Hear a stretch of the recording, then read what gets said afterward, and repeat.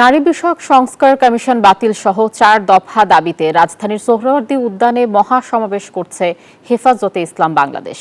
ফজরের নামাজের পর থেকেই দলে দলে সোহরাওয়ার্দী উদ্যানে এসে জমা হতে শুরু করেন সংগঠনের সমর্থকরা।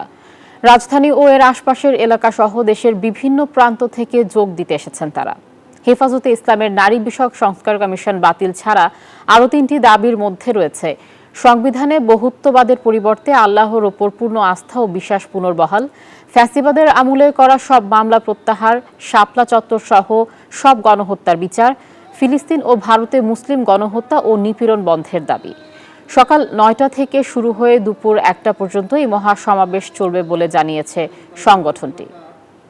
যারা যেখানে অদায়িত্বরত যারা আছে খুব ভালো করে নজর রাখতে হবে। তাহলে ঠিক আছে না কোরআন সুন্নাহ বিরোধী যে দাবি উত্থাপন করা হচ্ছে এই দাবি বাতিল করার উদ্দেশ্যে আজকের মহাসমাবেশ।